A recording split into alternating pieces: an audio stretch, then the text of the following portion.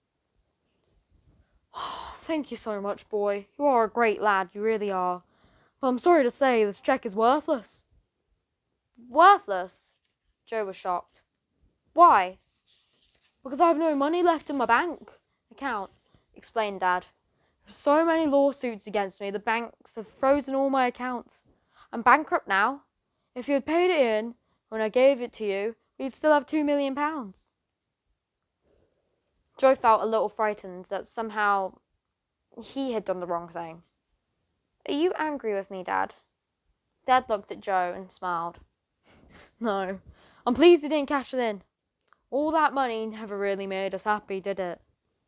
No, said Joe. In fact, it made us sad. And I am sorry too. You brought my homework to school and I shouted at you for embarrassing me. Bob was right. I have behaved like a spoiled brat at times. Dad chuckled. Well, just a little. Joe bum-jumped along across to his dad. He needed a hug. At the moment, 2 burly bailiffs entered the room. You've got to take the mattress, announced one. The Spuds offered no resistance and stood up to let the men carry the last item out the room. Dad leaned over and whispered into his son's ear. If there's anything you want to grab from your room, boy, I'd do it now. I don't need anything, Dad, replied Joe. There must be something. Designer shades, a gold watch, tripod. They watched as the 2 men carried the mattress out of Mr. Spud's bedroom. It was completely bare. Joe thought for a moment. There is something, he said. He disappeared out of the room. Mr. Spud moved over to the window. He watched helpless as the leather-jacketed men carried out everything he owned. Silver cutlery, crystal vases, antique furniture, everything, and loaded it into the trucks. In a few moments, Joe reappeared. Did he manage to grab anything? Asked Dad eagerly. Just one thing. Joe opened his hands and showed his dad the little loo roll rocket. But why? Said Dad. He couldn't believe his son had kept the old thing, let alone chosen it as the one thing he wanted to save from the house. It's the best thing he ever gave me, said Joe. Dad's eyes clouded over with tears. It's just a loo roll with another bit of loo roll stuck to it, he spluttered. I know, said Joe, but it was made with love, and it means more to me than all that expensive stuff he bought me. Dad shook with uncontrollable emotion and wrapped his short, fat, hairy arms around his son. Joe put his short, fat, less hairy arms around his dad. He rested his head on his dad's chest. He felt that it was wet with tears. I love you, Dad. Ditto. I love you too, son. Dad? Said Joe tentatively. Yes? Do you fancy shepherd's pie for tea? More than anything in the world, said Dad, with a smile. Father and son held on to each other tight. Finally, Joe had everything he could ever need. Postscript. So, what happened to all the characters in the story? Mr. Spud liked Bob's mum's shepherd's pie so much that he married her, and now they have it every night for their tea. Joe and Bob not only stayed best friends, when their parents got married, they became stepbrothers too. Sapphire got engaged to a Premier League football team. Raj and Mr. Spud began working on a number of ideas that they hoped would make them zillionaires. The 5-fingered Kit Kat, the queen-size Mars bar, in between king and normal size, the Vindaloo-flavoured Polo mints. At time of writing, none of these ideas had made them a penny. No one ever worked out which grub was a he and which grub was a she, not even their mum or dad.